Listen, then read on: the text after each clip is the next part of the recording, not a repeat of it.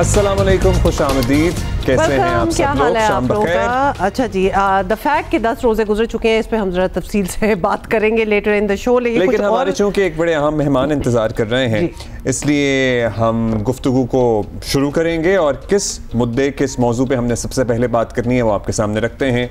हुकूमती इत्तेहादी जमातों मुस्लिम लीग नून और पीपल्स पार्टी के दरमियान, आपको पता है कोई भी ज़रा कोalition गवर्नमेंट हो, छोटे मोटे इख्तलाफात, हल्की फुल्की मौसीकी जिसे कहते हैं ना, वो चलती रहती है। लेकिन ऐसा लग रहा है कि अब मामला संजीदा नौयत इख्तियार करता जा रहा है। इसकी एक झलक कल सदर मुमलिकत आसिफ अली जरदारी के पार्लियामेंट के मुश्तरका इजलास में भी खिताब में भी नजर आई थी और सदर आसिफ जरदारी ने मुस्लिम लीग नून को खबरदार किया कि वो यकतरफा फैसलों से गुरेज करे और कोई ऐसा काम ना करे जिससे वफाक को नुकसान पहुंचे। आसिफ जरदारी ने एक तरह से साफ कह दिया कि दरियाए सिंध से नहरें निकालने का फैसला हुकूमत को वापस लेना होगा। बड़ी ये स्ट्रॉन्ग कल हमने आपको सुनाया भी था, इसी पे बात करेंगे। वफाकी वजीर बैनुस्सूबाई राबता और सीनियर लीडर हैं मुस्लिम लीग नून के राना सनाउल्लाह खान साहब। खान साहब, शुक्रिया आपने वक्त दिया। सर, ज़ाहिर है कोalition गवर्नमेंट है, आप जितना भी कह लें कि मुक़्तदरा और हुकूमत पार्लियामान एक ही सफ़े पे है, कोalition का साथ चलना भी ज़रूरी है। अदरवाइज़ अगर ये मौसीकी ज़रा बढ़ती गई और शोर हो गया तो फिर मुल्क का आगे बढ़ना और चलना मुश्किल हो जाता है। आप लोग नज़रसानी कर रहे हैं ये दरियाए सिंध से नहरें निकालने वाले मामले पर? जी, आपने जो बात की है बिल्कुल दुरुस्त बात है कि ये काफ़ी अहमियत का हामिल मामला है। तो इसमें हम पहले से खबरदार हैं और हमें ये मालूम है कि कोई भी एक ऐसा इशू जिसके ऊपर किसी भी फेडरेशन के एक या दो यूनिट्स का जो है वो अदरवाइज जो है वो यानी उनका व्यू हो, तो उसमें ये बड़ा जरूरी है कि फिर एक कंसेंसस की सूरत हाल जो है वो पैदा की जाए। इससे पहले कालाबाग डैम आपके इल्म में है कि एक पॉइंट ऑफ व्यू ये है कि कालाबाग डैम अगर बन जाता तो ये आने वाले क्लाइमेट चेंज और ये दूसरे जो इस वक्त खतरात हैं कि ये खुशकसाली का सामना करना पड़ सकता है, हमारी ज़री ज़मीनें जो है वो बंजर हो सकती हैं। लेकिन उसके ऊपर भी जो सिंध का और केपीके का स्टांस था, तो उसके ऊपर भी फिर पंजाब ने खास तौर पे जो है वो उस तरह का जो है वो कोई जो है वो ज़हन नहीं रखा या सोच नहीं रखी। अब इस मामले में भी देखें, अगर एक ऐसा एरिया जो कि मिलियंस ऑफ एकड़्स है, अगर वो सरसब्ज हो जाता है, वहाँ पे वो ग्रीन इंकलाब आ जाता है, तो उससे जो है वो मुल्क का फायदा होगा और सभी का जो है वो फायदा होगा। लेकिन वो फायदा जो है वो किसी सूरत भी फेडरेशन से या पाकिस्तान से बड़ा नहीं है।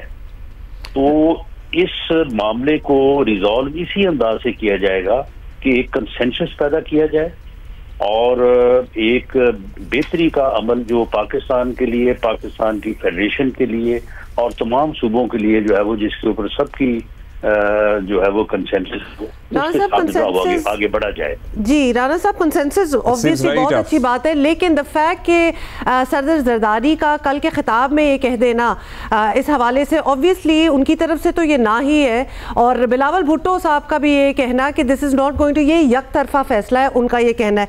ग्रीन इनिशिएटिव राना साहब अच्छी बात है, लेकिन सिंध का पानी अगर कम हो जाए, जो कि ऑब्वियसली कंसर्न है इस वक्त, तो नेचुरली वो तो फिर बोलेंगे, सिंध के लोग भी बोलेंगे और सिंध की हुकूमत भी बोलेगी।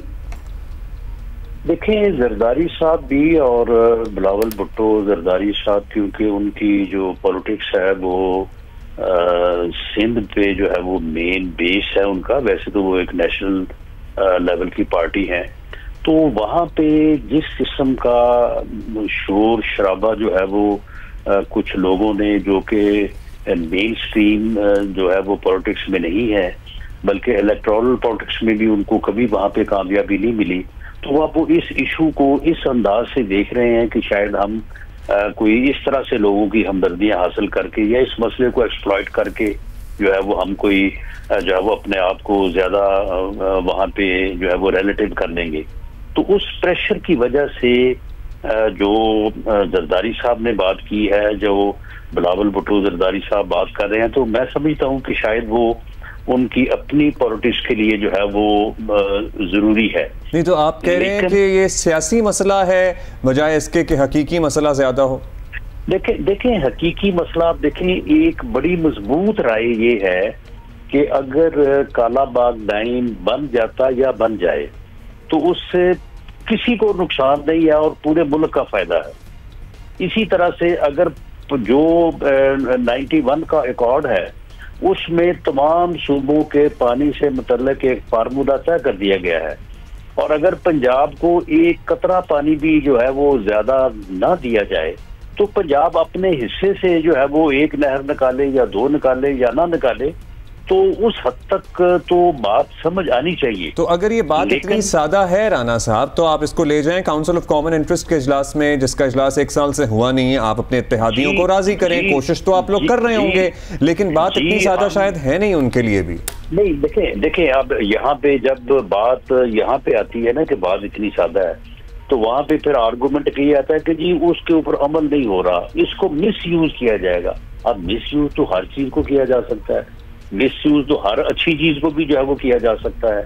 तो इसके ऊपर जो है वो एक बैठ के, बिल्कुल आपने दुरुस्त बात की कि वहां पे एक कंसेंसस जो है वो पैदा किया जाना चाहिए। जो मिलियंस ऑफ एकड़ जो गैर आबाद जमीन है वो ज़ेरे काश्त आ सकती है, उसका लाया जाना भी जरूरी है।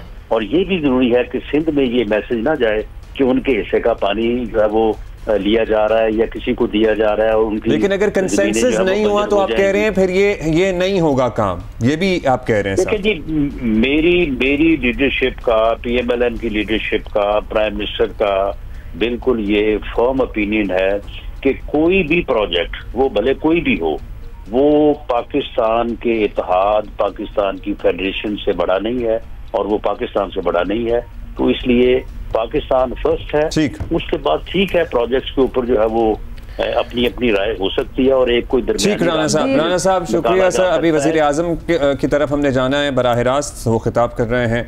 वज़ीर आज़म काबीना के इजलास में गुफ्तगू कर रहे हैं। अता गहराइयों से खुशामदीद हूँ और आपको वेलकम करता हूँ।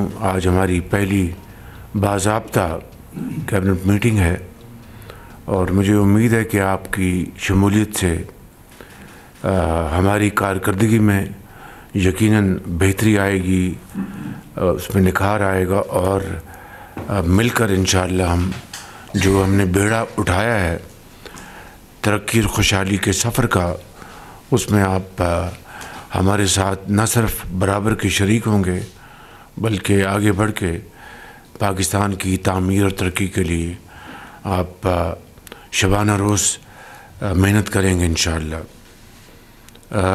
1 साल की कारकर्दगी के बारे में हमारी जो पिछली कैबिनेट मीटिंग हुई थी उसमें आपने सारी जो अहम वहाँ पर जो हमारे अहदाफ हैं उनको आपने देख लिया था। अब यकीनन हमारा जो मैक्रो प्रोग्राम वो एक स्टेबल प्रोग्राम है IMF की मावनत से और आपकी मेहनत से, लेकिन अब हमें मुल्क की तरक्की की तरफ हमें दौड़ लगानी है।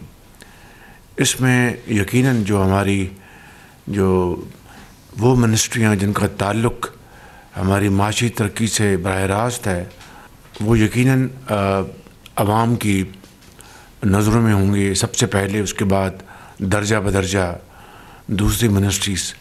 इसका मतलब ये नहीं कि दूसरी मिनिस्ट्रीज़ अहम नहीं हैं, सभी अहम है, लेकिन जिसमें पाकिस्तान की खुशहाली और तरक्की का राज मुज़मर है उसके ऊपर तो यकीनन चारों सूबों में आवाम रेज़र लेंस के साथ हर चीज़ को वो गौर से उसके जायज़ा लेंगे। अल्हम्दुलिल्लाह अभी तक मामलात तसल्ली बख्श और बहुत अच्छे तरीके से आगे बढ़ रहे हैं। अब आजकल IMF का यहाँ पे मिशन आया हुआ है, उसके साथ वज़ीर ख़ज़ाना, उनकी टीम, उनके साथ पूरी तरह, और दूसरे जो हमारे मिनिस्टर्स हैं उनके साथ पूरी तरह वो बातचीत कर रहे हैं।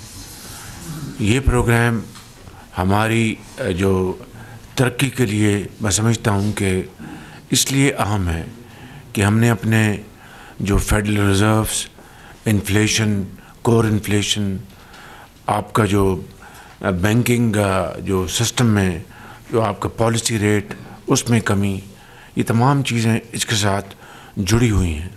लेकिन असल बात जो है वो हमारी अपनी ग्रोथ का, पाकिस्तान की इकनॉमिक ग्रोथ का, और उसके लिए एग्रीकल्चर, उसके लिए इंडस्ट्रीज़, उसके लिए कॉमर्स, उसके लिए फाइनेंस, उसके लिए आईटी, उसके लिए माइंस एंड मिनरल्स, ये वो तमाम मिनिस्ट्रीज़ जो हैं, मैरीटाइम, ये वो तमाम मिनिस्ट्रीज़ जो हैं वो इंतहाई अहमियत की हामिल हैं।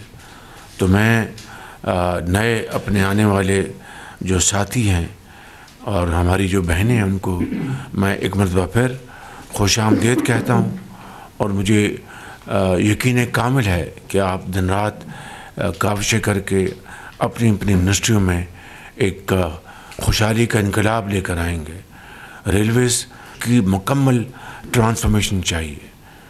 इसी तरीके से मैरीटाइम में बेपनाह पोटेंशल है, बेपनाह पोटेंशल है। मैं यहाँ पर ये कहना चाहूँगा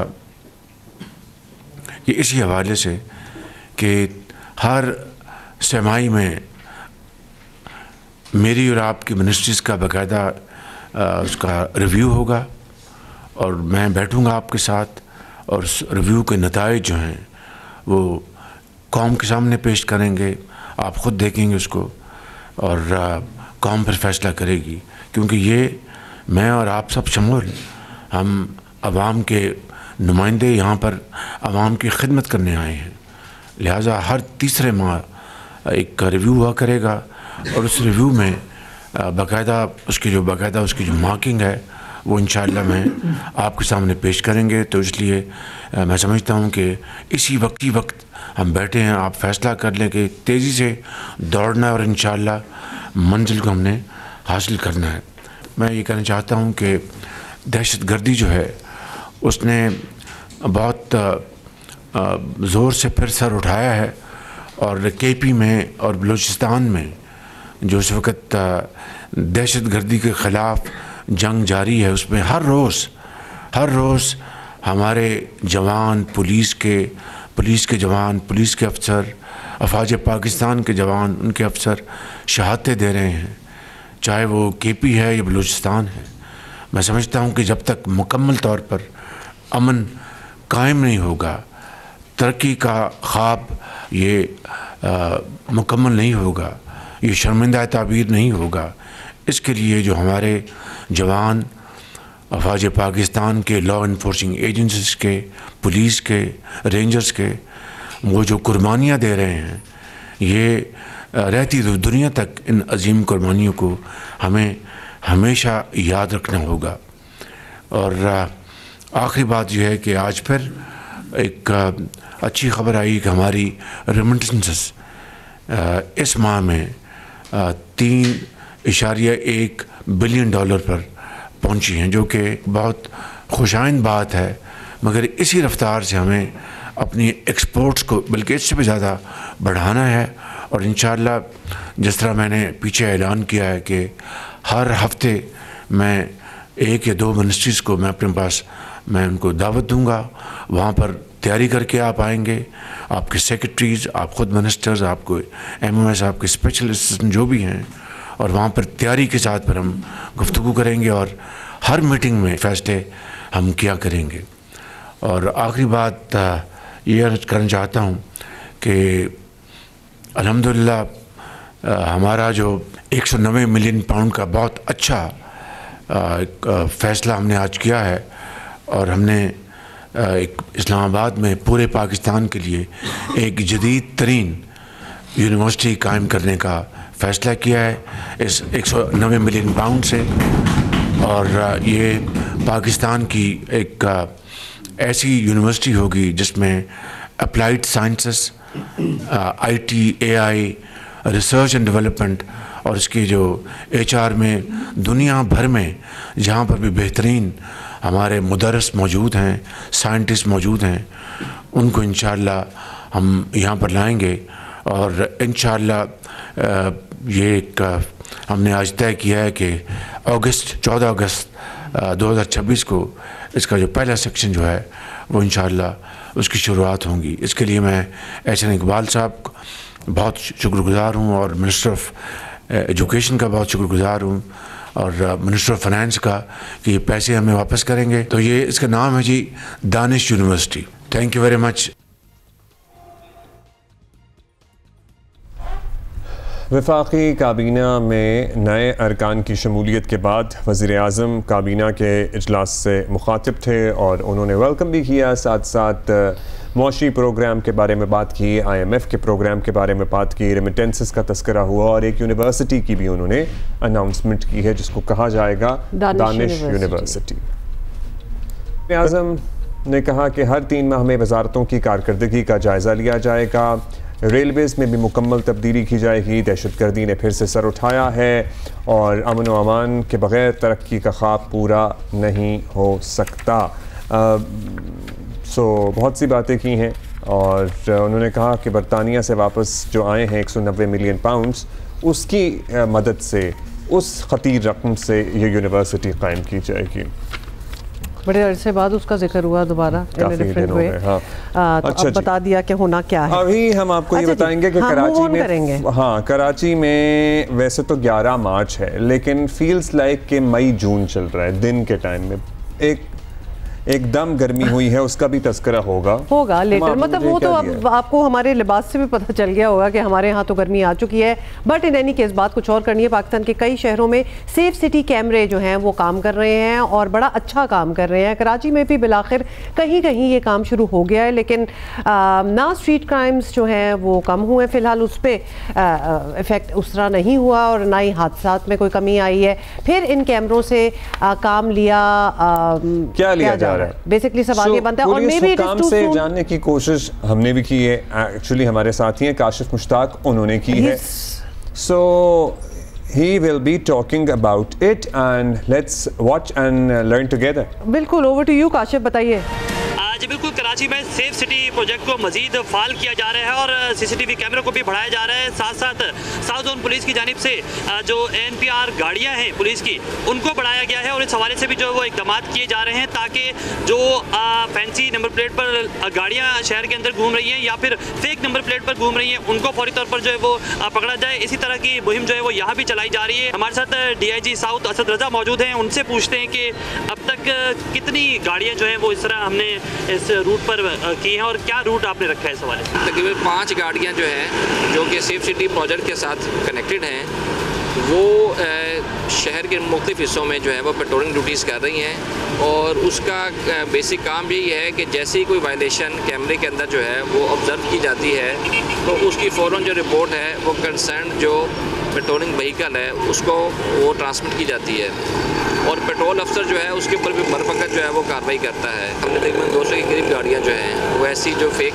और या फैंसी नंबर प्लेट इस्तेमाल कर रही थी या अनऑथराइज नंबर प्लेट इस्तेमाल कर रही थी, उनके ख़िलाफ़ हमने एक्शन लिया है। कई ऐसे अफराद हैं जो कि डिफरेंट सूबों से जो हैं, जैसे बलूचिस्तान से हैं, वो वहाँ का प्रोविंशियल जो है वो फोर्सेज हैं, जैसे कि नेवीज़ हैं, कई दफ़ा उनके गार्ड भी जो है वो पकड़े गए हैं कि वो अनऑथराइज असला जो है वो लेके ट्रैवल कर रहे थे। इसके लिए हमने उन तमाम जो सिक्योरिटी कंपनीज़ हैं उनके लिए हमने ये पाबंदी लगाई है कि वो अगर दोबारा मल्टीपल टाइम्स उनके गार्ड्स पकड़े गए किसी अनलॉफुल एक्टिविटी के अंदर तो उनके ख़िलाफ़ हम वायलेशन रिपोर्ट जो है होम डिपार्टमेंट भेजेंगे which will ultimately result in cancellation of their license। हमारे साथ DIG साउथ मौजूद थे, तमाम तर तफसीलात से आगाह कर रहे थे। साथ साथ जो है वो कोशिश की जा रही है कि जो गार्ड कल्चर है, डबल केबिन कल्चर है, इसे भी थोड़ा सा ख़त्म किया जाए और इसके लिए भी जो है वो ना सिर्फ पुलिस की जानिब से बल्कि दीगर इदारों की जानिब से भी क्रैकडाउन किया जा रहा है और इसके खिलाफ जो है वो सख्त एक्शन जो है वो लिया जा रहा है। जी बहुत शुक्रिया काशिफ। अगर हो जाए तो बहुत अच्छी बात है। गार्ड कल्चर मैं कहती हूँ कैमरे वगैरह तो अपनी मदद करें, वो दैट्स अनदर थिंग, लेकिन अगर गार्ड कल्चर आधा भी हो जाए ना इधर तो बहुत बेहतरीन है। It would make a lot of difference. Yeah, it would. अच्छा, we are going to move on and we are taking you to Lodra today। Interesting place to go to. Yes, तो वहाँ की हमने ये करना होता है आजकल कि भाई इफ्तारी में क्या चल रहा है, कोई डिफरेंट चीज़ है तो क्या ही बात है, हम भी फिर खाएंगे, लेकिन लेट्स फाइंड आउट। और हमें बता रहे हैं रजब अली मिर्ज़ा। बिल्कुल, जहाँ माह रमज़ान में लोग रोज़े रखकर उसकी रहमतें और बरकतें समेट रहे हैं, वहीं रोज़े की इफ्तारी के लिए भी ख़ास एहतमाम करते हैं। जैसे जैसे रोज़े का वक्त करीब आता है तो शहर के बाज़ारों में शहरियों की बड़ी तादाद ख़रीदारी के लिए पहुँच जाती है।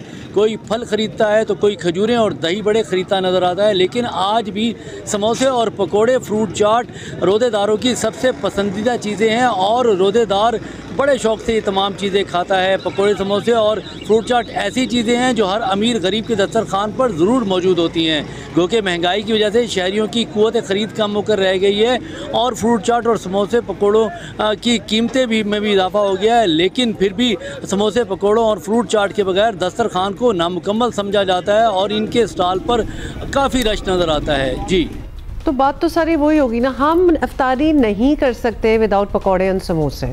बेसिकली जब तक कोई आधा किलो तेल नहीं जाएगा ना हमारे अंदर, नॉट आधा kilo, but you know what I am saying, तो हमें ऑयली चीज़ें ही और फ्राइड चीज़ें ही चाहिए। जो चीज़ें बाजारों में बिक्री होती है ना, उन पे ज़्यादा फोकस रहता है हमारा, क्योंकि वो डीजल में नहीं, हर रोज़ तो नहीं, बहुत सारा तलन लोग कंज्यूम करते हैं। I would hope so. Abdullah, it's not about बहुत सारा, अगर आप 2 पकौड़े भी खाएं और 10 ना खाएं तो फिर भी वो तलन तो है ना। हर रोज, हाँ वैसे हर रोज पकौड़े तो कुछ ना, मतलब आप रोल ले लें, आप कुछ और ले लें तो वो होगा। अच्छा, अब हम ऑल्टरनेटिव आपको देंगे कि fruit chaat is a very good thing, लेकिन फ्रूट महंगे कितने हैं, तो फंस गए ना बीच में। क्या हो सकता है, खाएं पकौड़े, मैं तो कहती हूँ ज़रूर, नो प्रॉब्लम। जो जी चाह रहा है वो खाएं, लेकिन बस कंज्यूम करें उसको, मतलब खा के कम, बस बैठे ना रहें, मतलब भाग दौड़ खाएं और भाग जाएं। ब्रेक लेते हैं, कुछ ही देर में वापस आते हैं।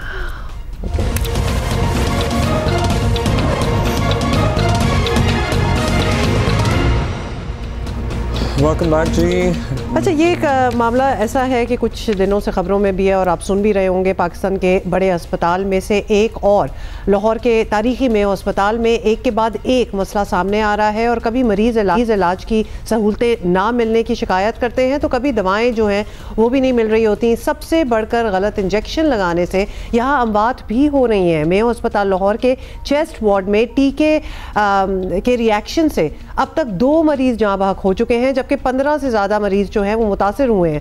और ये वही अस्पताल है जहाँ चंद दिन पहले वज़ीर आला पंजाब मरियम नवाज़ ने दौरे पर अस्पताल के MS को खड़े खड़े मुअत्तल कर दिया था। आपने वीडियो वगैरह तो देखी होगी, क्योंकि मरीज़ों और तिमारदारों ने दवाएं ना मिलने और इलाज मालजे से मुतालिक शिकायत के अंबार लगा दिए थे। आपको तो कुछ पता नहीं, आपको किसने रखा हुआ है? The guy needs to be fired. शुक्र करें मैं आपको अरेस्ट नहीं करा। आपको पता ही नहीं कि आपके नीचे पेशेंट के साथ हो गया। काफ़ी इस पर बात हुई। वज़ीर आला के इस रवैये पर बाज़ लोगों की जानिब से तनकीद हुई। यंग डॉक्टर्स ने वज़ीर आला के इस रवैये को वाइट कोट की तौहीन करार दिया। वज़ीर इत्तलात पंजाब आसिम बुखारी ने कहा कि वज़ीर आला की पॉलिसी क्लियर है, जो अफसर आवाम की खिदमत में कोताही बरतेगा वो घर जाएगा, आवाम सबसे ज़्यादा अहम है। आसिम बुखारी के मुताबिक इंजेक्शन से जो हलाकतों वाला मामला है उसकी तहकीकात के लिए कमेटी बना दी गई है, मगर अभी तक तो ये मामला इंसानी गलती ही दिखाई देता है। आज जो सबसे ज़्यादा तकलीफ दे वाक़या हुआ कि मेयो हॉस्पिटल, वही उसके डॉक्टर्स, और फिर से आज इंजेक्शन जो है वो गलत इंजेक्शन लगने की वजह से 2 मरीज़ों की जो है वो डेथ हुई है, जिसके ऊपर चीफ मिनिस्टर साहबा बहुत तकलीफ़ में भी हैं, अफसरदा है। इसका नोटिस भी उन्होंने ले लिया है, इसके ऊपर तहकीकाती कमेटी भी बन गई है और उसकी रिपोर्ट भी जो है वो शाम तक आ जाएगी। अभी तक ये इंसानी गलती जो है वो नज़र आ रही है इस पूरे मामले के अंदर कि उस महलूल को तैयार करने के अंदर गफलत बरती गई है। जो जिसकी जिम्मेदारी थी और जिसने जितनी गफलत का मुजाहरा किया है, सबको उसके हिसाब से सज़ा मिलेगी। ये भी आपको बताएं कि पंजाब हुकूमत में अस्पताल में होने वाली तमाम तर बद इंतज़ामियों की जिम्मेदारी अस्पताल के अमले पर डाल रही है। और लेकिन तस्वुर का तस्वीर का दूसरा रुख जो है वो भी हम आपको बता देते हैं। ज़राए का कहना है कि फंड्स नहीं मिल रहे थे, इंतज़ामिया मांग रही थी और फंड्स नहीं मिल रहे थे। ना सिर्फ ये हुआ, उसके बाद ही ये सारा मामला हुआ और CM साहिबा वहाँ गई और मुअत्तल किया MS को। उसके 2 दिन बाद ही फंड्स मिल भी गए, तो वो भी अलॉट कर दिए गए। वो किसी की गलती तो थी ना, मतलब कुछ तो बीच में था जिसकी, क्योंकि मांगे तो जा रहे थे। रईस अंसारी हैं, लाहौर जियो न्यूज़ के ब्यूरो चीफ हैं, उनसे बात करते हैं। रईस साहब, वज़ीर आला पंजाब दौरा करती हैं मेयो अस्पताल में, ज़ाहिर मरीज़ उनके लवाहिकीन शिकायत के अंबार लगाते हैं, वो MS को मुअत्तल करती हैं। मसला क्या हुआ था एक्चुअली, क्या शिकायत की जा रही थी जिसकी वजह से उन्होंने ये एक्शन लिया? देखिए अब्दुल्ला, पहली बात ये है कि जब वज़ीर आला वहाँ पहुँची हैं तो ये उन्होंने मलबा जो है वहाँ की जो स्टाफ है उस पर डाल दिया, लेकिन ये टोटली रॉन्ग है। देखिए वज़ीर आला जब वहाँ पहुँची हैं तो उनको ये बताया गया कि यहाँ टीके नहीं मिल रहे, यहाँ इंजेक्शन नहीं मिल रहे, और बिल्कुल सही सूरत हाल थी, किसी भी हॉस्पिटल में इस तरह कुछ नहीं मिल रहा। तो उन्होंने फ़ौरन कहा कि जो ये MS है इसको हटा दें ओहदे से। जनाब इसी MS ने 1 माह पहले सेक्रेटरी हेल्थ को लिख के भेजा था कि मैं इस ओहदे पे काम नहीं करना चाहता, मैं प्रोफेसर हूँ ऑर्थोपेडिक का, लिहाजा मुझे वहाँ रहने दिया जाए और मुझे इस ओहदे से हटा दिया जाए। लेकिन सेक्रेटरी हेल्थ ने इस पर कोई फ़ैसला नहीं किया, ना उनकी जो लेटर भेजा उन्होंने, ना उसकी उन्होंने रेजिग्नेशन को एक्सेप्ट किया और ना ही उनको रिजेक्ट किया और उसको हटा दिया। भाई गिरफ्तारी करनी थी ना तो फिर सेक्रेटरी हेल्थ की करे उसमें। और दूसरी बात देखें, ये उनको खिफत का जो सामना करना पड़ा वज़ीर आला को, ये ब्यूरोक्रेसी की वजह से करना पड़ा है। जब वो वहाँ पहुँची हैं और उसके बाद जो प्रेस कॉन्फ्रेंस सामने आई हैं वज़ीर इत्तलात की भी और वज़ीर सेहत की भी, वो कहते हैं वहाँ तो 1.25 अरब के फ़ंड मौजूद थे। भाई अगर फ़ंड मौजूद थे तो आपने उसी रोज़ 34 करोड़ क्यों जारी किए? ये सारा ये गलत पेश कर रहे हैं। मैं आपको बताता चलूं, नहीं तो सेक्रेटरी साहब से किसी ने बासपुरस नहीं की, उनसे किसी ने सवाल किया कि जाहिर हुकूमतों ने तो फंक्शन करना है लेकिन मामला तो इंतजामिया ने चलाना है। सेक्रेटरी साहब ये भी बता दें, सेक्रेटरी साहब साथ नहीं थे जब ये सारा मामला हो रहा था, मरियम नवाज साहिबा जो थी वो दौरे पे थी, तो सेक्रेटरी हेल्थ साथ नहीं थे उनके? बस थोड़ी सी मेरा थोड़ा सा सुन लें कि ये जो है डिटेल ये है कि सेक्रेटरी हेल्थ उस वक्त साथ नहीं थे, लेकिन जो आपने बात की मैनेजमेंट हॉस्पिटल की चलाती है, पैसे पीछे से गवर्नमेंट ने देने हैं हॉस्पिटल्स को। तो आपको एक बताता चलूँ कि इस वक्त जो मेयो हॉस्पिटल है, सिर्फ जो पंजाब का सबसे बड़ा हॉस्पिटल है, उसके जो उधार देना है कंपनियों को 3 अरब 20 करोड़ देना है उन्होंने, वो पैसे नहीं दे पाए। और आपको इसलिए ये सारा काम ब्यूरोक्रेसी का, ये हॉस्पिटल के मैनेजमेंट का काम नहीं है। इससे पहले इसी मेयो हॉस्पिटल के जो कार्डिक का शोबा है उसके हेड ने लेटर लिख के भेजा था, मेरे पास कुछ नहीं है मरीजों को देने के लिए। इन्होंने TV पे आके कहते नहीं है हम दे रहे हैं।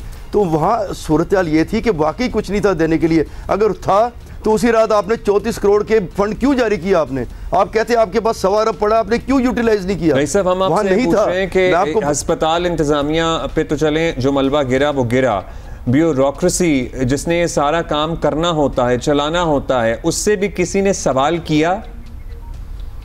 मैं आप बताता हूँ सवाल क्यों नहीं होता। आपको इसकी मैं थोड़ी और डिटेल बताता हूँ। इस वक्त कुछ निगरान दौर के पैसे पिछले 2 साल से और इस हुकूमत के पैसे, जो अदविया साज कंपनियां हैं और जो आलात फराहम करते हैं मेडिकल के, गवर्नमेंट ने जो उधार लिए हुए, जो टेंडर हुए 12 अरब 50 करोड़ रुपए देने हैं, वो चीखें मार रहे हैं कि हम कहाँ से सप्लाई मजीद करें। ये ख़तरा और आ रहा है हॉस्पिटल्स के ऊपर। ये सिर्फ आई वॉश होता है TV पे, अखबारों पे, ये ब्यूरोक्रेसी। और ब्यूरोक्रेसी का मामला ये है कि जो प्राइमरी हेल्थ की सेक्रेटरी हैं वो वज़ीर आला जो प्रिंसिपल सेक्रेटरी उनकी बीवी हैं, उसके पास तो मिनिस्टर के जाते हुए पर जलते हैं। वो तो बिल्कुल बेबस बैठे हैं ब्यूरोक्रेसी के हाथों। और जो ये पैसे देने, अब देखें इसी पर बात की है उन्होंने एक मीटिंग हुई, उसमें कहा जी ये पुराने पैसे हैं, ये तो गड़बड़ हुई, ये तो फ्रॉड हुआ। तो उसी मीटिंग में चीफ सेक्रेटरी थे, वहाँ पे एक मिनिस्टर ने ये कहा कि जनाब फ्रॉड कैसा हुआ, जो हेल्थ डिपार्टमेंट ने टेंडर दिए, जो उनसे मांगा कंपनी ने सप्लाई कर दिया, उसमें उनका क्या कसूर है? उस निगरान दौर में चीफ सेक्रेटरी भी वही थे जो अब हैं, सेक्रेटरी ख़जाना भी वही थे जो अब हैं।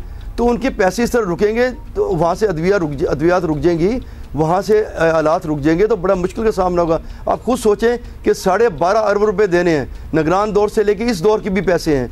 जब आप पैसे कंपनी को नहीं देंगे तो वो डिफॉल्ट कर जाएंगी, तो वो कहाँ से आपको सप्लाई करेंगी? तो आपको क्या लग रहा है कितना सप्लाई करवा सकते हैं? रईस साहब, एक तो जब वज़ीर आला मरियम नवाज मेयो अस्पताल गई होंगी और ऑब्वियसली उनके साथ उनके एडवाइजर्स वगैरह सारे थे और उन्होंने मुअत्तल भी कर दिया वहाँ खड़े खड़े MS को, तो क्या उनको कोई इन्फॉर्मेशन नहीं थी? मतलब सवाल तो एक ये भी बनता है ना कि क्या उनको इन्फॉर्मेशन नहीं थी कि ये बैकग्राउंड है सारी, और ख़ास तौर पे MS जो है ये इसी वजूहात की वजह से ऑलरेडी अपना रेजिग्नेशन भी दे चुके हैं, ये सारी बातें उनको बाद में पता चली होंगी?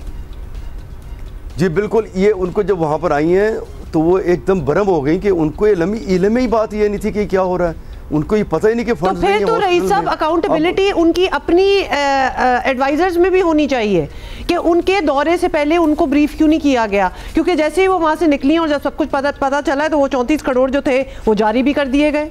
अच्छा, एक और भी सवाल आ रहा है और जाहिर है कि हस्पताल इंतज़ामिया के भी कुछ फ़राइज़ होते हैं। म्यू अस्पताल में सफाई का इंतज़ाम देख लें, आप लिफ्टों की सूरत हाल देख लें, अद्वियात का कुछ पता नहीं था, तो एमएस और अस्पताल इंतज़ामिया की भी कोई जिम्मेदारी है या ये सब लोग ज़बरदस्त हैं और बस पीछे से ही मसला आ रहा है? और एमएस पे ये भी इल्ज़ाम था कि वो सिर्फ दिन में 2 घंटे के लिए आते हैं। देखिए फिर जो आपने बात की ना हुमा, 2 घंटे के लिए आते हैं, ये भी गवर्नमेंट की नेग्लिजेंस है। वो ऑर्थोपेडिक के प्रोफेसर हैं, वो उसने ऑपरेशंस भी करने हैं, उसने अपनी क्लिनिक भी चलानी है। हॉस्पिटल में एडमिनिस्ट्रेटर या एमएस फुल टाइम होता है, जो उस प्रोफेसर के साथ पब्लिक की असेस ही नहीं थी, उसकी असेस ही नहीं थी। दूसरे हॉस्पिटल कई में भी उसने प्रोफेसर लगाए हुए हैं। तो ये सारा हौच पौच निज़ाम है। जो अब्दुल्ला ने कहा है कि हॉस्पिटल की मैनेजमेंट की जिम्मेदारी होती है सफाई कराना, उनकी भी कोताही है। वहाँ ये नहीं है, वहाँ भी कुछ माफिया हैं। अभी आप जो लोग 2 मरे हैं ना ये इंजेक्शन लगने से, अभी देखिएगा गवर्नमेंट कार्रवाई करेगी, नर्सिस डॉक्टर हड़ताल करेंगे, केस ख़त्म हो जाएगा। और जब ये आपने बात की थी इंट्रो पढ़ते हुए, इसमें देखिए इस गफलत जो है वो अमले की है, मरने की है। मुझे हैरानगी इस बात की है, वजीर बैठ के ये कहते हैं इंसानी गलती है, या इंसान का मरना इंसानी गलती कहाँ से है? ये जुर्म है। जब वो इंजेक्शन ये गवर्नमेंट के हैंड आउट के मुताबिक 4 लाख सप्लाई हुआ है पूरे पंजाब में, 6000 सप्लाई हुआ है म्यू हॉस्पिटल में, तो बाकी लोग क्यों नहीं मरे? इसलिए नहीं कि उस इंजेक्शन के बारे में पंजाब ड्रग कंट्रोल अथॉरिटी ने कहा था कि इस इंजेक्शन के साथ दूसरी दवाई मिला के नहीं लगानी, उसमें सिर्फ और सिर्फ वो पानी मिक्स करके लगाना है जो उसके लिए रखा गया है। उसको एडमिनिस्टर करते हुए गलती हुई है, उसको किस तरह से देना है गलती वहाँ हुई है। सर ये गलती नहीं है। देखिए अब्दुल्ला साहब, ये इंसान का मरना गलती नहीं है।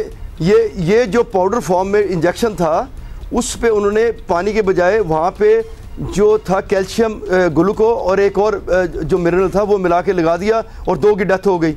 बाकी म्यू हॉस्पिटल में क्यों नहीं डेथ हुई इस तरीके से? ये गलती नहीं है। ये पूरी दुनिया में अगर इस तरह इंसान मरे जुर्म होता है, वहाँ डॉक्टर अरेस्ट हो जाते हैं, वहाँ नर्सेज अरेस्ट हो जाती हैं। लेकिन जो आपने बात की हॉस्पिटल में भी पूरे माफियाज हैं। ये मैं नहीं कह रहा कि वो बहुत किसी डॉक्टर को अरेस्ट करें, डॉक्टर सारे हड़ताल करेंगे।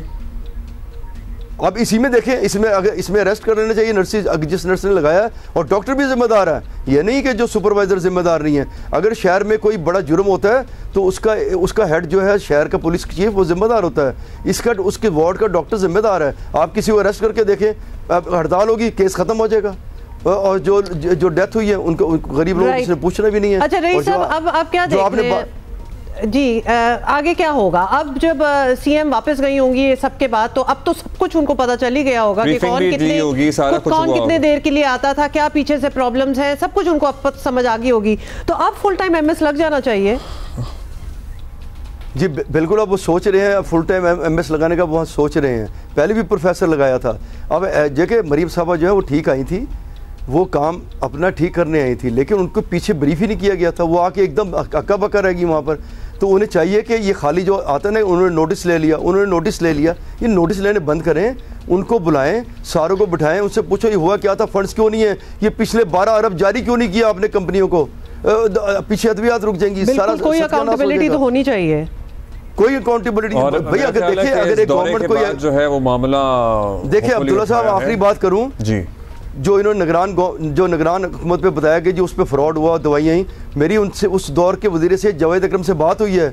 उसने कहा 1 रुपये की भी अगर गड़बड़ है ना तो आप हमें फांसी लगा दीजिएगा, कोई गड़बड़ नहीं है। हमारा तो काम ही नहीं होता। ये सेक्रेटरीज होते हैं जिन्होंने फंड जारी कर रहे हैं, जिन्होंने टेंडर देने हैं, उसके बाद ड्रग कंट्रोल अथॉरिटी उसको चेक करती है, ड्रग टेस्टिंग लेबॉर्ट्री उसको क्लियर करती है, उसके बाद पैसे जारी होते हैं। इसमें तो मिनिस्टर्स का काम भी नहीं होता। लेकिन फिर भी उसने कहा है कि अगर हम इन्वॉल्व हैं तो हमें फांसी लगा दें। पैसे रोकने से तो मेरा ख्याल है कि इस मामले की इन्वेस्टिगेशन होनी चाहिए। हाँ, मजीद भी होनी चाहिए। बिल्कुल इन्वेस्टिगेशन होनी चाहिए। उसमें ये भी इन्वॉल्व होना चाहिए कि जो एमएस बिल्कुल यही प्रॉब्लम्स नरेट के रिजाइन कर चुके थे, उनको इतनी क्यों सुननी पड़ी? मतलब ये बनता तो है क्योंकि वो भी वहाँ खड़े खड़े वो कहते हैं हम आपको सीएम साहब का तो ये कहना था कि हम आपको, कहा है कि वो चूंकि प्रोफेसर हैं, वो ऑर्थोपेडिक के सर्जन हैं, उन्होंने ये उज़र पेश किया कि मैं टाइम नहीं दे सकता। ये प्रॉब्लम्स उन्होंने नरेट किए हैं नहीं किए अपने इस्तीफे में? नहीं तो फिर वो एमएस क्यों है अगर टाइम नहीं दे सकते? फिर तो उनकी अपॉइंटमेंट ही गलत है। और किसने अपॉइंट किया? ये मतलब ये सारी वो चीज़ें हैं जिनको सवाल करना चाहिए। Otherwise if he is a professor और वो पूरा अपना डेडिकेशन से ये अस्पताल नहीं चला सकते, नहीं वहाँ रह सकते, देन in itself ही वो कैंसिल हो जाती है बात कि वो आए क्यों थे और उनको किसने लगाया था? If he can't do it, he should have turned it down. Break के बाद मिलते हैं।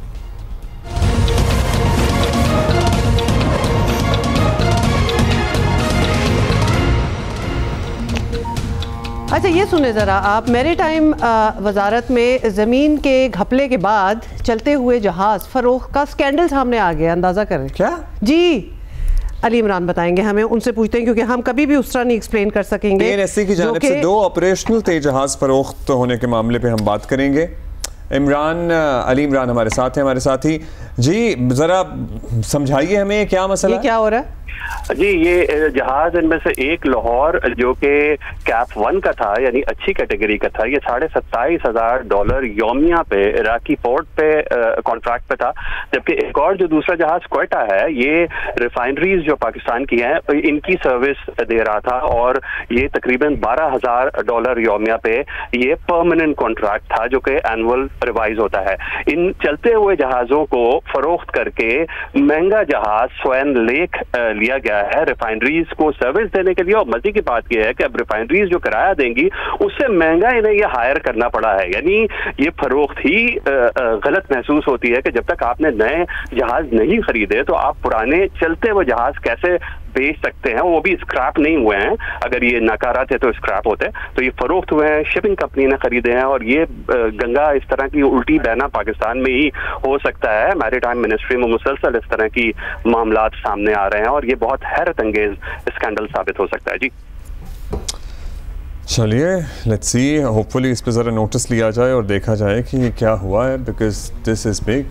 डेफिनेटली नए मिनिस्टर आए हैं इसी इंडस्ट्री के, जुनैद अनवर साहब, उनको डेफिनेटली देखना चाहिए कि ये क्या हुआ है और किसकी ऑथराइजेशन में हुआ है और क्यों हुआ है। सो दिस इज़ ऑल्सो, वो जिस तरह अली इमरान का भी कहना था ना, उल्टी गंगा बह रही है, तो इस किस्म की बहुत सी चीज़ें हैं जो सामने आती हैं। बट ऑफ कोर्स अच्छा जी, अभी आगे बढ़ेंगे। वज़ीर आज़म शहबाज शरीफ की जानिब से बुनियादी सतह पर खेलों के फ़रोग़ की वाज़ेह हिदायत के बावजूद कौमी खिलाड़ी इंतहाई मुश्किलात का शिकार नज़र आ रहे हैं।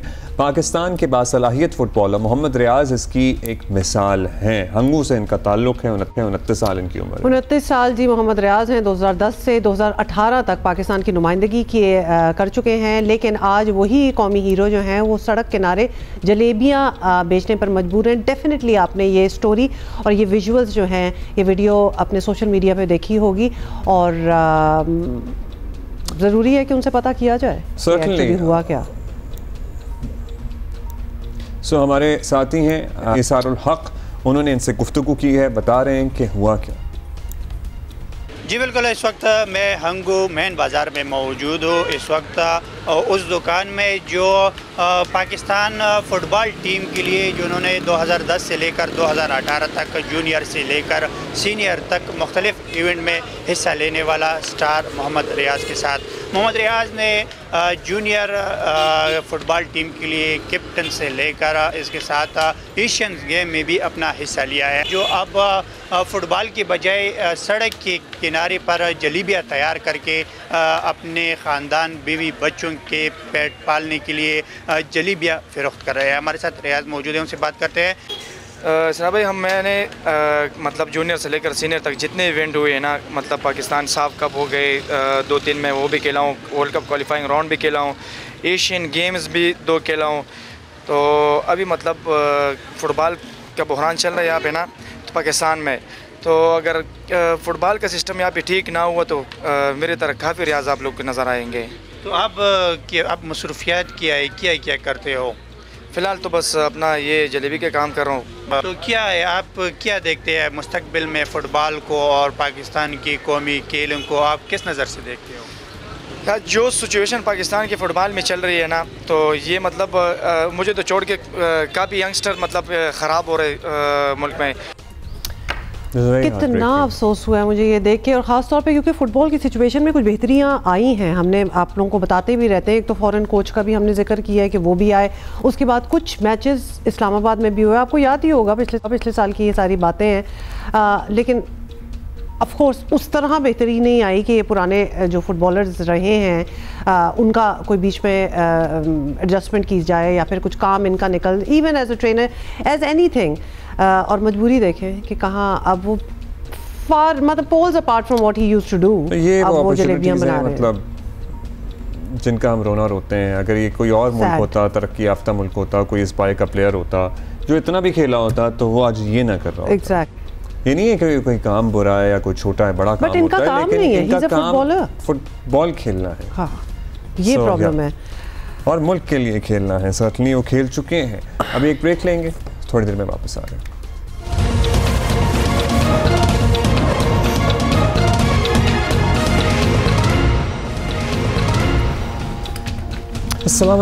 वेलकम। आईसीसी चैंपियंस ट्रॉफी के मेज़बान पाकिस्तान की इख्तितामी तकरीब में पीसीबी की नुमाइंदगी ना होने पर सब ही हैरान थे। कल से हम ये बात कर रहे हैं और ख़ुद पाकिस्तान क्रिकेट बोर्ड के लिए भी ये सूरत हाल जो है ये सरप्राइज़ थी। Can you imagine, it was a surprise for them as well. PCB ने चैंपियंस ट्रॉफी की इख्तितामी तकरीब में नुमाइंदगी ना होने का मामला अब आईसीसी के सामने उठाने का फैसला किया है। गुड, फाइनली कर दिया। वैसे तो चेयरमैन मोहसिन नकवी को फाइनल की प्रेजेंटेशन में जाना था, लेकिन मोहसिन नकवी साहब की तबीयत ठीक नहीं थी तो वो इस वजह से नहीं गए, फाइनल में शरीक नहीं हो सके।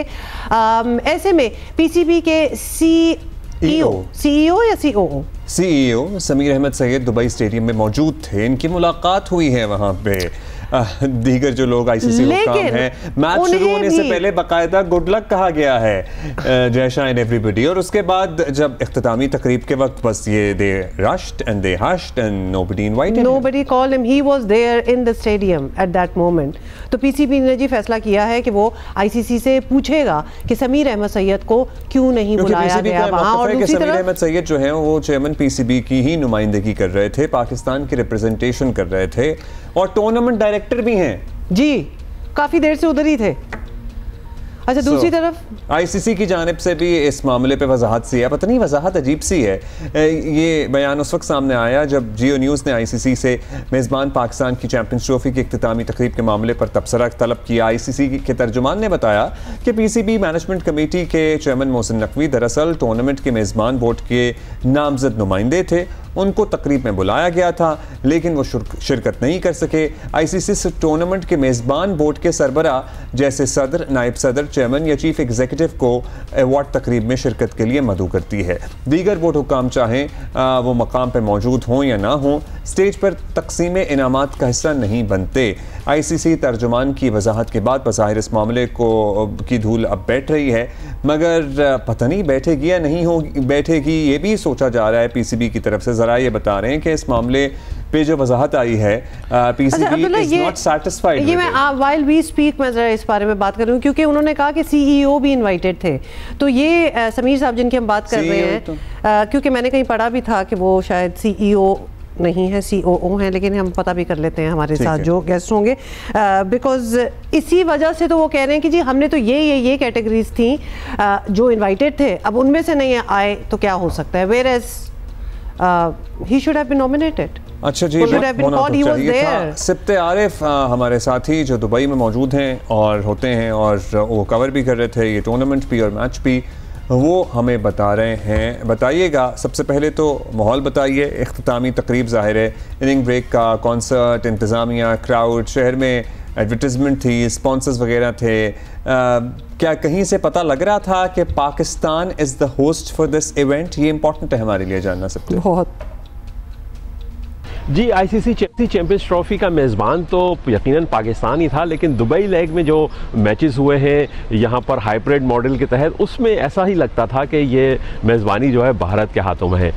अगर मैदान के अतराफ़ की भी बात की जाए, इतवार को जब फाइनल यहाँ पर खेला गया तो हर तरफ भारत के शायकीन थे, और यकीनन क्यों ना होते क्योंकि भारतीय टीम ही यहाँ पर फाइनल में पहुँची थी। और आपको पता है कि दुबई में जो जनूबी एशियाई बाशिंदे सबसे ज़्यादा बसते हैं उसमें भारत की तादाद सबसे ज़्यादा है, उसके बाद पाकिस्तानियों का नंबर है। पाकिस्तान क्योंकि फ़ाइनल में नहीं पहुंचा तो दूर दूर तक पाकिस्तान का कहीं अता पता नहीं था, लेकिन भारतीय शायकीन की बड़ी तादाद यहाँ पर पहुंची हुई थी। और जब बात की जाए वहाँ पर तकरीब की जो उसमें फ़ाइनल के दोनों इनिंग्स के दरमियान हुई, तो वो उस पर भी भारत का ही रंग हावी नज़र आया, भारत के ही कलर्स वहाँ पर मैदान में नज़र आए।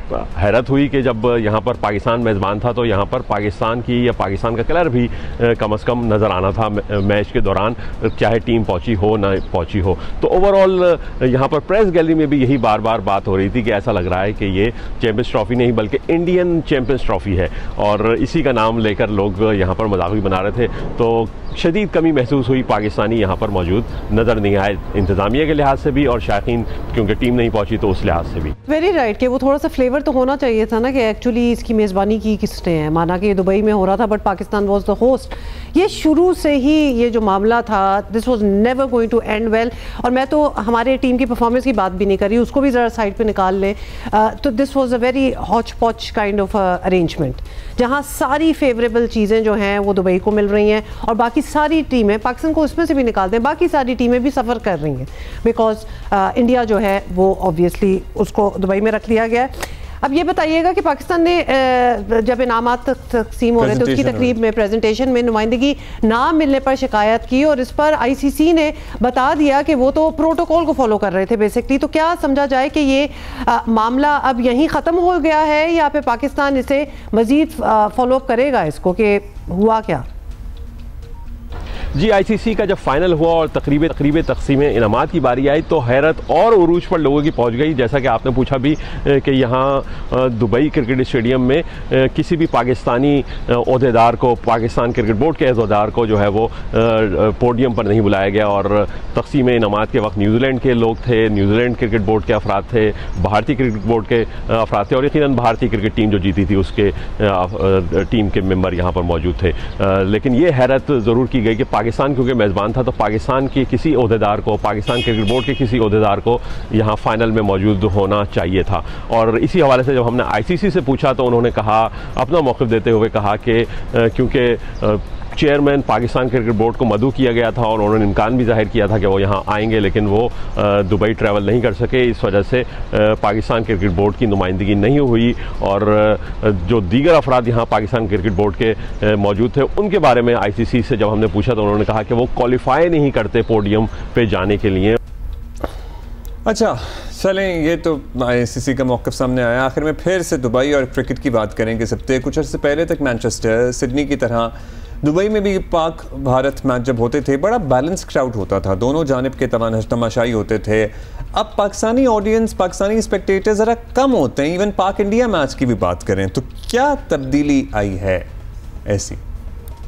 जी, ये एक बड़ा दिलचस्प मरहला है कि जब 23 फरवरी को यहाँ पर दुबई क्रिकेट स्टेडियम में मैच खेला गया पाकिस्तान और भारत के दरमियान, हाई वोल्टेज गेम, तो पाकिस्तानी शायकीन की तादाद हमने भी देखा काफ़ी कम नज़र आई। और लगता यही है कि पाकिस्तानियों का इंटरेस्ट जो है वो थोड़ा खुसूसन भारत के मुकाबले में, भारतीय शायकीन के मुकाबले में कम होता जा रहा है, क्योंकि बहुत सारे शायकीन अब इस वजह से भी टीवी भी नहीं देखते कि मैच ग्राउंड पर जाना तो दूर की बात कि वो कहते हैं कि टीम हमें मायूस ही करेगी। तो इतने भारी भरकम टिकट लेकर वो मायूसी खरीदना, मायूसी देखना नहीं चाहता। इस वजह से बहुत कम अब दुबई क्रिकेट स्टेडियम भी पाकिस्तानी शायकीन नजर आए। That doesn't surprise me, सिफ्ते Arif, thank you for team की परफॉर्मेंस भी एक फैक्टर है। वैसे जब जिस स्पोर्ट को देखने जा रहे हैं उसमें आपके मुल्क की वो परफॉर्मेंस नहीं रही या आजकल स्ट्रगल कर रहे हैं तो लोगों का इंटरेस्ट भी नहीं रहेगा। Absolutely. एंड इसमें लोगों को भी ब्लेम करने की जरूरत नहीं है। Why should they spend so many hours knowing money and everything, knowing कि उनकी टीम जो है it's not at par with the rest of the teams performing.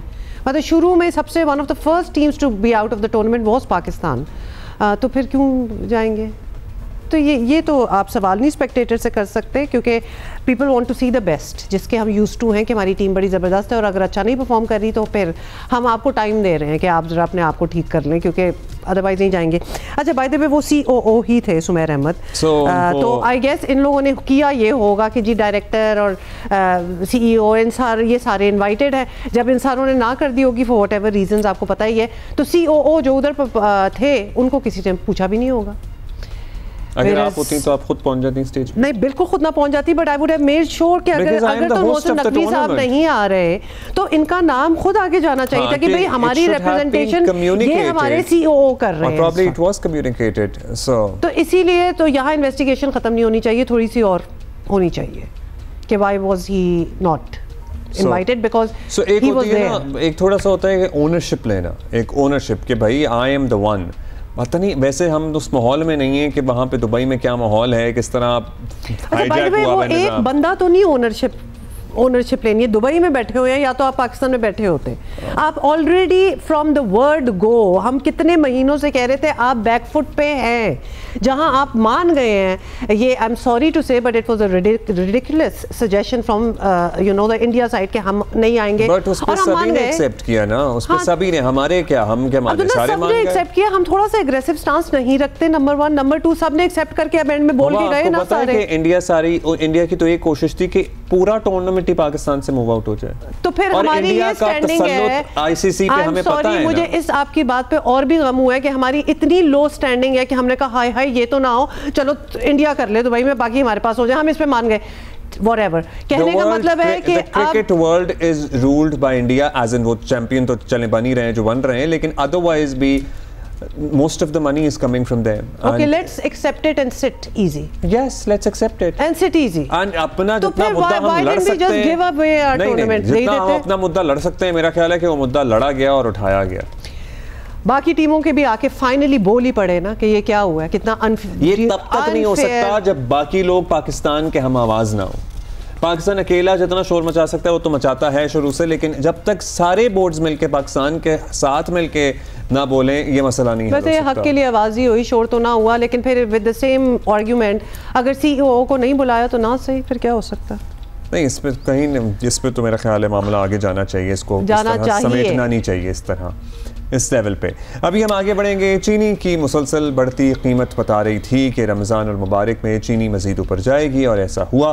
गुज़श्ता 10 दिनों में 1 किलो चीनी पर 10 रुपये बढ़े हैं, जबकि चंद माह में मजमूई तौर पर 1 किलो चीनी पर 28 रुपये बढ़ चुके हैं। मुल्क के बेशतर शहरों में इस वक्त चीनी 170 और 180 रुपये फ़ी किलो में फ़रोख्त हो रही है। हुकूमत ने चीनी की कीमतों पर काबू पाने के लिए चीनी बाहर से मंगवाने का फैसला किया है। हालांकि चंद हफ्ते पहले ही 5 लाख टन चीनी बाहर भेजी गई है। ये मजाक हर साल होता है, ये हर साल होता है, ये हर साल होता है। ये बिल्कुल मुझे डेजा वू हो रहा है कि हम ये बात कर चुके हैं, ये होता है कि हमने सारी चीनी उठा के बाहर भेज दी और उसके बाद हमें लाले पड़ गए चीनी के। ये हम पाजी में गंदम के साथ भी कर चुके हैं। We do this. So, चीनी बाहर भेजी गई 5 लाख टन और अब मंगवाने का सोच रहे हैं और उसकी इजाज़त भी ज़ाहिर है हुकूमत ने दी थी। अब अफसोसनाक मश्क है ये, सर्टनली हम कहेंगे ये हाँ, जिसके मुजाहिरे कमो पेश हर हुकूमत में होते हैं।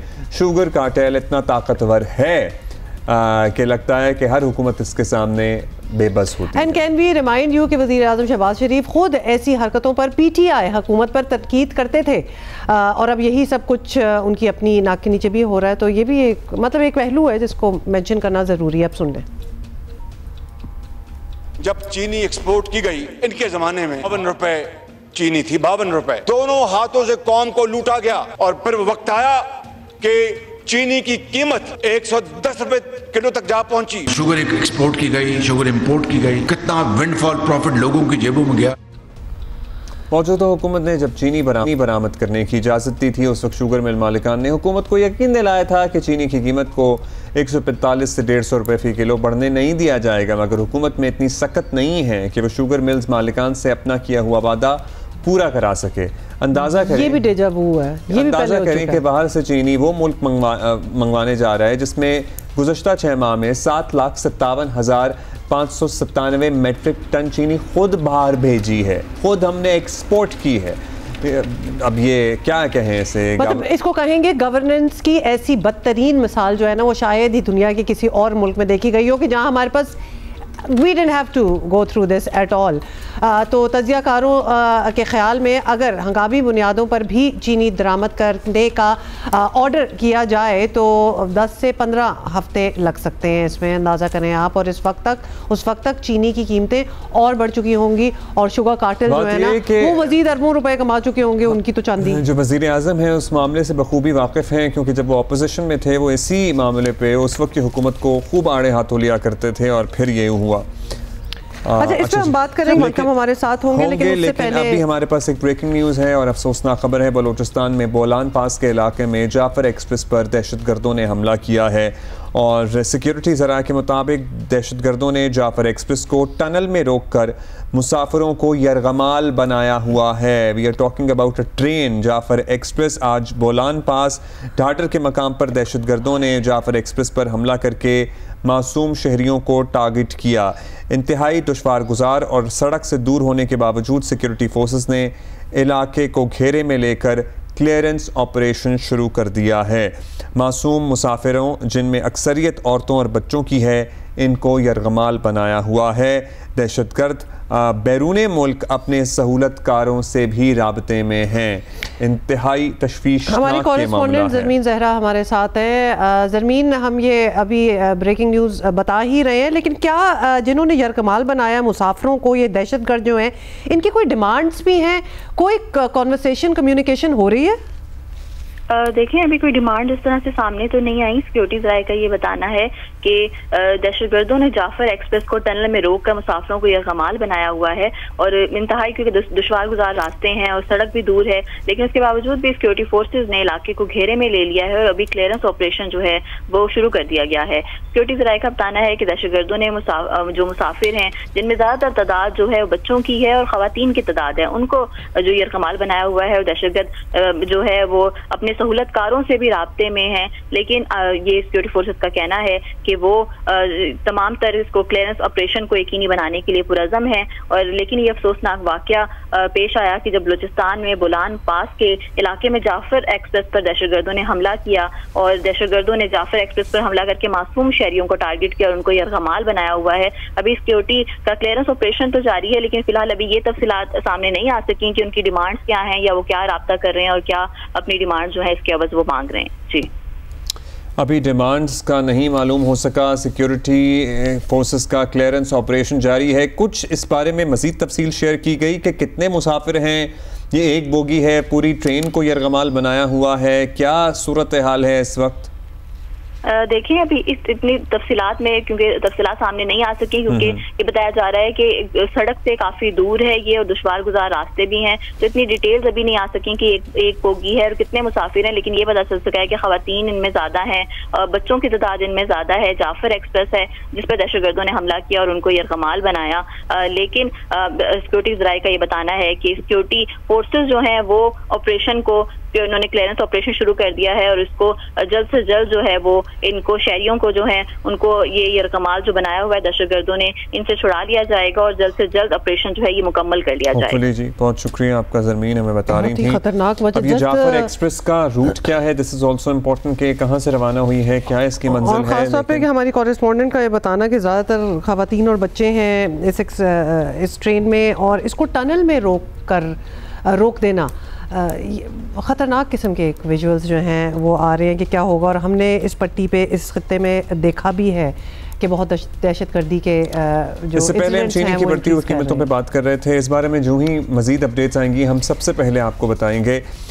लेकिन इससे पहले जो टॉपिक हम डिस्कस कर रहे थे चीनी की बढ़ती कीमतें, और वो इसलिए कि अब हमने सोचा है कि हम चीनी इंपोर्ट करेंगे, हालांकि अभी हमने चीनी एक्सपोर्ट की है और हमेशा यही नुमाइंदा जियो न्यूज़ अशरफ मलकम हम हमारे साथ हैं, उनसे पता कर लेते हैं कि ये हो क्या रहा है। मतलब I am sorry but it has become a kind of a joke. Ashraf, ये बताइएगा कि चीनी के अचानक इतना महंगा होने पर हुकूमत ने जो हल सोचा है उस पर बात करने से पहले ये बता दें कि हुकूमत को इस मसले की वजह क्या समझ आई है। हमने पूरा वैसे मसला भी बताया है, चीनी क्यों महंगी हुई? अगर उसका गौर से देखें, मौजूदा हुकूमत के दौर में तीन दफ़ा चीनी एक्सपोर्ट करने की इजाज़त दी गई। पहली दफ़ा जो तारीख के लिहाज से बताता हूँ कि गवर्नमेंट के फैसले हैं, ये 30 सितंबर को 1 लाख चीनी बरामद करने की इजाज़त दी गई कि पाकिस्तान पता था कि इस दफ़ा गंदम की फसल ज़्यादा उगाई गई है, लोगों में गन्ने की काश्त कम है, तो बड़ी ज़रूरत थी कि हम चीनी को संभाल के रखें। 30 सितंबर को 1 लाख चीनी एक्सपोर्ट करने की इजाज़त दी गई। उसके बाद दोबारा 13 जून को, इससे पहले 13 जून को इसी पिछले कैलेंडर ईयर में 1,50,000 मैट्रिक टन चीनी एक्सपोर्ट करने की इजाज़त दी गई। उसके बाद 12 जो आखिरी दफ़ा है 12 अक्टूबर को 5 लाख मैट्रिक टन चीनी एक्सपोर्ट करने की इजाज़त देगी। उसके साथ बहुत सी कंडीशन भी लगाएगी। इस तरह मजमूई तौर पर हुकूमत ने 7,50,000 मैट्रिक टन चीनी पिछले साल बरामद की है। अब जो आखिरी परमिशन दी थी उसमें हुकूमत की तरफ से कुछ कंडीशंस लगाई गई थी। एक तो ये थी कि बर वक्त जो गन्ने की क्रशिंग सीज़न शुरू करेंगे, वो क्रशिंग सीज़न शुरू हो भी गया था। दूसरी जो अहम चीज़ थी कि शुगर मिल्स जो एसोसिएशन है, पाकिस्तान शुगर मिल एसोसिएशन, वो इंश्योर करेगी कि चीनी की कीमत 140 रुपये फ़ी केजी से ऊपर नहीं जाएगी। अब भी अगर हुकूमत नहीं समझ पा रही क्यों हुआ या कैसे हुआ, जिसका हल क्या है, उस पर दूसरे ये मैं आपको दिखाता हूँ। इसी से का डिसीजन है जिसमें लिखा हुआ है कि 140 रुपये फ़ी केजी से चीनी का रेट नहीं बढ़ेगा। जब पाकिस्तान शुगर मिल एसोसिएशन को अंडरटेकिंग देना थी एक्सपोर्ट से पहले जी। अब हुकूमत को कौन समझाए अगर हुकूमत समझना नहीं चाह रही। अच्छा अशरफ, आपकी बातों से तो लग रहा है कि बड़ी अश्योरिटीज़ ली गई। हालांकि जून, सितंबर और अक्टूबर में इजाज़तें दी गई एक्सपोर्ट की, लेकिन फिर भी उनसे रीअश्योरेंसेस ली गई कि कितनी क्रशिंग स्टार्ट करें और कीमत कितनी होनी चाहिए, 140 से ज़्यादा नहीं बढ़नी चाहिए। लेने के बावजूद जो प्लान था वो नहीं उसके मुताबिक काम हो सका। अशरफ, बताया जा रहा है कि पहले एक्सपोर्ट की इजाज़त देने वाली हुकूमत अब चीनी सस्ती करने के लिए इम्पोर्ट करने का सोच रही है, तो क्या ऐसा है, यही है एक ऑप्शन जो बचा है? ये ऑप्शन तो अगर पाकिस्तान में चीनी की कमी होगी या अपनी चीनी बाहर भेज दी, ऑप्शन तो कोई नहीं है। ऑप्शन तो सिर्फ यही बचता है कि चीनी इंपोर्ट करें। अभी ये मार्च में अगर चीनी का क्राइसिस हो गया, गन्ने की फसल अभी ख़त्म नहीं हुई, क्रशिंग सीज़न अभी किसी न किसी सूरत में चल रहा है, तो आगे जाके मैं हैरान हूँ कि अगस्त, सितंबर, अक्टूबर में क्या सूरत हाल होगी, कहाँ चीनी के नर्ख जाएंगे। अब पहले चीनी एक्सपोर्ट करके एक सेक्टर ने पैसे कमाए, पाकिस्तान यकीनन पाकिस्तान शुगर मिल एसोसिएशन ने पैसे कमाए।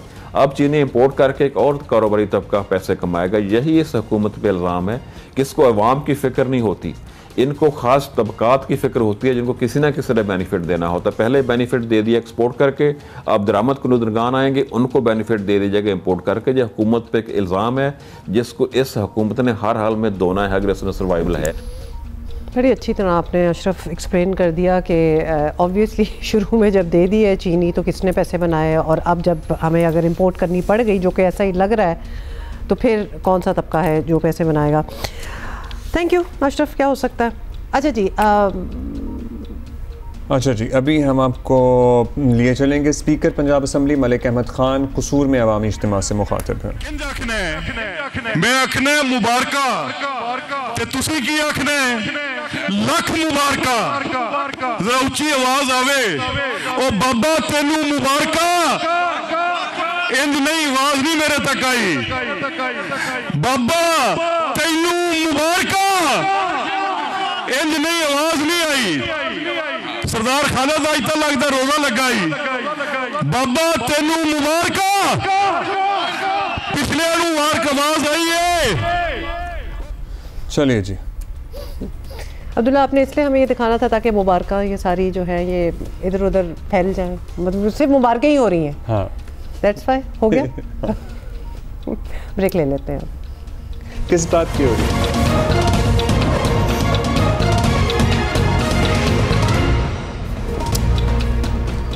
वेलकम बैक जी। अच्छा जी, आज़ाद कश्मीर के मुख्तलिफ अजला में बारिश और बर्फबारी के बायस स्केल और सरगन पावर हाउसेस बंद हैं। सब डिवीज़न शादरा में बिजली मुअत्तल है। मूसलाधार बारिश से दरियाए नीलम समेत नदी नालों में पानी के बहाव में इजाफा हुआ है। वादी ग्रेस और केल से ताबोट शारा हर किस्म के लिए ट्रैफिक के लिए बंद कर दी गई है। मवासिलात का निज़ाम बहुत मुतासर हो रहा है, शहरियों को मुश्किलात का सामना है। जेहलम वैली वादी लीपा में बर्फबारी हुई है। बर्फानी तोदे गिरने के बायस लीपा शारा बंद हो गई है। मुल्क के दीगर इलाकों में मौसम खुश्क और मतला जुज़वी तौर पर कि we are in the middle of March right now, not चले इन द मिडल, लेकिन मार्च के 10 दिन भी गुजर चुके हैं हमारे, और अब जाके ये बर्फानी तोदे गिर रहे हैं, शारा बंद हो रही है एंड ऑल दैट। और कल मैं परसों सोशल मीडिया पे पढ़ी थी Abdullah, I don't know if it's true और नॉट, कि इस्लामाबाद में भी थोड़ी सी बर्फबारी होनी है। पता नहीं हुआ। लाहौर में तो ऐसे ओले पड़े थे, आपको याद है कि एग्जैक्टली हम एकदम से रद्द नहीं कर सकते इस किस्म की खबरों को। कराची समेत सिंध में 5 रोज से जारी गर्मी की शिद्दत में आज कमी मुतवक्के है, लेकिन अभी जो सुबह 11-12 बजे का जो टाइम होता है वो 37 डिग्री पे पहुंचा हुआ है। इट इज सो हॉट, मतलब कि लिटरली गर्मियां हमारी तो खैर आ चुकी हैं, हम तो काफी अरसे से आपको बता ही रहे हैं, और अब पीछे रिवर्स में तो नहीं जानी ना, और गर्मी होगी। आज ज्यादा से ज्यादा कराची में टेम्परेचर पता है कितना था? 38 डिग्री सेंटीग्रेड, और यहाँ पे पीक समर में भी 38-39 ही होता है। सो इस पे हम जरा बात करते हैं। अंजुम नज़ीर ज़ैगम साहब ने हमें जॉइन किया है, मीटरोलॉजिस्ट हैं। ये ज़रूर बताइएगा सबसे पहले तो कि हम कराची से बात ना शुरू की जाए। जी बिल्कुल सर। कराची की रातें जो है ना वो आजकल हमें ठीक लग रही हैं, लेकिन दिन में टेम्परेचर्स क्या था 37 सॉरी 38 है आज। 38 फील्स लाइक आप ले जाएं। तो ये अचानक से ऐसी गर्मी कैसी आ गई कि 1 जून महसूस हो रहा है? मगरबी राजस्थान और उससे मुल्का अपर सिंध पर एक हवा का कम दबाव मौजूद था, जिसकी जो एक्सटेंशन जिसको हम ट्रफ कहते हैं वो कराची तक मौजूद थी, जिसकी वजह से पिछले गुज़िश्ता वीक जो है वो कराची में कुछ गर्मी की लहर देखी गई, जब जिसमें टेम्परेचर जो है वो 39 डिग्री सेंटीग्रेड तक रिकॉर्ड किया गया, और जिसकी शिद्दत आज भी बरकरार है। ताहम इस बात की तवक्को है कि आने वाले कल के रोज से कराची के टेम्परेचर में बतदरीज कमी होगी, और आने वाले आइंदा 10 से 12 रोज के दौरान कराची का जो ज़्यादा से ज़्यादा दर्जा हरारत है वो 33 से 35 डिग्री सेंटीग्रेड के दरमियान में रहेगा, और इस दौरान समुद्री हवाएं भी बहाल रहेंगी। सर सर्दी भी बहुत ज़्यादा खास नहीं रही, हम अपने इधर की बात करें, गर्मी भी वक्त से पहले आ गई है, तो बारिशें तो कराची को लिटरली मिली ही नहीं, इससे बीमारियाँ भी ज़ाहिर फैलती हैं। तो क्या आने वाले दिनों में कोई बारिश हो सकती है? देखें जी जो इस वक्त करंट पैरामीटर्स चल रहे हैं उस लिहाज से कराची में तो फिल वक्त अभी दूर दूर तक कोई बारिश के इम्कानात नज़र नहीं आ रहे। ताहम जो मुल्क के बालाई इलाके हैं वहाँ पर भी इस वक्त एक कमज़ोर मगरबी हवाओं का बारिश बरसाने वाला सिलसिला मौजूद है, जो कि आने वाले दिनों में परसों से जो है मज़ीद शिद्दत इख्तियार करेगा, जिसकी वजह से कराची के मौसम पर सिर्फ एक ही इम्पैक्ट आएगा कि उसके दर्जे हरारत जो हैं वो कम हो जाएंगे। बारिश कराची में अभी दूर दूर तक नजर नहीं आ रही है।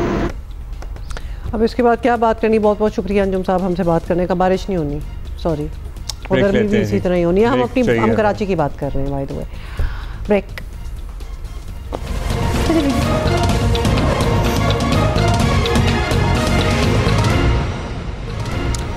भाई मुस्तफ़ा आमिर कत्ल केस से मुतालिक अपडेट है, और अपडेट ये है कि मुल्ज़िम अरमगान ने कत्ल के बाद वालिद को आगाह किया था, यानी जब उसने कत्ल किया था तो ये उसने अपने वालिद को आके फिर सब कुछ बताया। ये रिमांड रिपोर्ट में इंकशाफ हुआ है, और मुल्ज़िम अरमगान को सब मालूम था। वालिद ने मशवरे भी दिए, वालिद ने कहा जी तुम छुप जाओ, मशवरा दे दिया, वालिद ने कहा तुम छुप जाओ, और वालिद के मशवरे पर अमल करते हुए मुल्ज़िम अरमगान जो है वो फिर इधर उधर लाहौर, इस्लामाबाद, स्कर्दू, रूपोश रहा, और वालिद ने कहा कि तुम अभी रूपोश हो जाओ, और उसके बाद हम जो है ये कारोबार पूरा तुम्हारा सॉफ्टवेयर हाउस जो भी तुम चला रहे हो, मुबैना सॉफ्टवेयर हाउस, इसे कहीं और मुंतकिल कर देंगे। असलहा जो बरामद हुआ उसकी भी तहकीकात हो रही है। वैसे द काइंड ऑफ असलहा ही हैड, उस पर ज़ाहिर है अब तक कुछ आना चाहिए कि वो कहाँ से आया, के मशवरे पर साथी शराज के साथ अरमगान जो है वो लाहौर, इस्लामाबाद और स्कर्दू में रूपोश रहा। इतनी देर जो था वो इधर नहीं था। हम अपने कॉरेस्पॉन्डेंट से बात करते हैं और उनके पास बाकी सारी डिटेल्स होंगी। अमीन अनवर हमारे साथ मौजूद हैं। अमीन, बताइएगा क्या और तफसील सामने आई है अब इस रिपोर्ट में? जी बिल्कुल, आज इंसदाद दहशतगर्दी की अदालत में मुस्तफ़ा आमिर के अगवा और कत्ल केस में मुल्ज़िम शराज को पेश किया गया था। केस के तफ्तीशी अफसर इंस्पेक्टर मोहम्मद अली ने जो रिमांड रिपोर्ट अदालत में पेश की है उसमें यह इंकशाफ हुआ है कि दौरान इंटरोगेशन मुल्ज़िम अरमगान ने यह बताया है कि मुस्तफ़ा आमिर के कत्ल के बाद उसने तमाम सूरत हाल से अपने वालिद को आगाह किया था, कामरान असगर कुरैशी को, जिसके बाद उसके वालिद ने उसे मशवरा दिया कि कुछ दिन के लिए रूपोश हो जाओ। तो वो अपने दोस्त शराज को अपने साथ लेकर कराची से रवाना हो गया, और लाहौर, इस्लामाबाद और स्कर्दू में जो है वो इतने दिन वहीं पर रूपोश रहा, और यहाँ की जो सूरत हाल है उससे उसके भी जो है वो मालूमात हासिल करता रहा। ताहम मजीद ये भी बताया गया है कि मुलजिम से जो अशिया बरामद हुई है जिसमें गैर कानूनी असला भी शामिल है, जिसे फॉरेंसिक के लिए रवाना कर दिया गया है, जबकि CTD, FIA और ANF ने भी अपनी तहकीकात का जो है आगाज कर दिया है और मुलजिम अब तफ्तीश में भी ताउन करने लग गया है। अच्छा अमीन, ये सारी अभी जो हमने अपडेट्स दिए हैं इसमें पता चल रहा है कि उस कत्ल के बाद बाप का, अरमगान के बाप का, वालिद का भी बड़ा रोल रहा। वो ही मशवरे देता रहा कि हम सॉफ्टवेयर हाउस दोबारा खोल लेंगे या तुम और अभी निकल जाओ बाहर, कहीं रूपोश हो जाओ। तो कोई केस क्या अरमगान के वालिद पे भी बनता है कि नहीं? शरीक मुलजिम नहीं बनाता ये सारा मामला अब इसको? जी देखिए, शवाहिद छुपाने और सहूलतकारी के इल्जाम में पुलिस अगर चाहे तो कार्रवाई कर सकती है। गुज़िश्ता रोज हमने special public prosecutor Zulfiqar Ahmed Arai की जानिब से पुलिस को जो गाइडलाइंस दी गई थी उसमें उन्होंने पुलिस को ये हिदायत की है कि मुलजिम के वालिद कामरान असगर कुरैशी के भी बारे में मालूमात हासिल की जाएं और इनका भी क्रिमिनल रिकॉर्ड हासिल किया जाए कि आया इससे पहले वो किसी मुकदमे में गिरफ्तार हो चुके हैं या नहीं हो चुके हैं। इस हवाले से भी पुलिस तहकीकात कर रही है। लेकिन आज जो रिमांड रिपोर्ट अदालत में जमा कराई गई है उसमें मुलजिम अरमगान ने दौरान इंटेरोगेशन ये इंकशाफ किया है कि उसने मुस्तफ़ा आमिर के कत्ल के बाद अपने वालिद को तमाम सूरत हाल से आगाह कर दिया था। तो इससे यही जाहिर होता है कि मुलजिम के वालिद को जो ये वाकया हुआ है 6 जनवरी का ये वाकया है जिसमें मुस्तफ़ा आमिर को जो है वो अगवा किया गया और उसके बाद बलूचिस्तान ले जाकर उसको गाड़ी समेत जलाया गया। कामरान असगर कुरैशी तमाम वाकये से आगाह थे। तो इसी तरह ही प्रोसिक्यूशन ने जो 2 अपने गवाह हैं उन्होंने भी ये तमाम सूरत हाल से जो अपना बयान रिकॉर्ड कराया था, यही बताया था कि जिस तरह जो मुस्तफ़ा आमिर को जिस कमरे में तशद्दुद का निशाना बनाया गया था वहाँ पे जो खून के धब्बे थे उनकी उन्होंने निशानदेही की थी और उसके बाद वहाँ से जो खून के नमूने थे वो लिए गए थे। ताहम आज पुलिस ने ये बात अदालत में ये बताई है, ये इंकशाफ किया है कि मुलजिम ने अपने वालिद को तमाम सूरत हाल से आगाह किया था मुस्तफ़ा आमिर के कत्ल के बाद। उसके बाद उसके वालिद ने मशवरा दिया कि तुम फिलहाल यहाँ से रूपोश हो जाओ और उसके बाद जो मुबैना तौर पर सॉफ्टवेयर हाउस चलाया जा रहा था उसे भी कहीं और मुंतकिल किए जाने का प्लान बनाया जा रहा था। बहुत शुक्रिया अमीन अनवर, हमें अपडेट किया। मतलब हम रोज़ जब इसकी अपडेट लेते हैं मुस्तफ़ा आमिर का कत्ल केस की तो अरमगान के अगेंस्ट कितनी और चीज़ें, मतलब आप ज़रा देखें कि मर्डर तो ऑब्वियसली मुस्तफ़ा का मर्डर वो तो है ही है, उसके बाद फिर नारकोटिक्स ड्रग्स का सारा मामला, फिर असला वो सारा मामला, फिर इलीगल सॉफ्टवेयर वो मतलब कि कोई चीज़ है जो उसकी बाय लॉ हो, बाय द बुक कोई सही चीज़ चल रही हो properly. Her aspect of his life has some criminal activity going on. Absolutely, मतलब in a nutshell। और साथ सहूलतकार और एडवाइज़र बाप भी है। तो ये सारी चीज़ें जो हैं ये डेफिनेटली केस में डेफिनेटली हाईलाइट होंगी और इनका बहुत मकसद होगा। ये जो मुबैना सॉफ्टवेयर हाउसेस जिन्हें कहा जाता है या फिर ये जो डब्बा कॉल सेंटर्स होते हैं, ये एक नज़र में आ गया है। ऐसे बहुत सारे हैं जहाँ भी आपको किसी रेजिडेंशियल एरिया में सैकड़ों बाइक्स खड़ी नजर आए रात को, खास तौर पे रात को पर्टिकुलरली मुबैना तौर पर इसी तरह का कुछ कॉल सेंटर चल रहा होता है।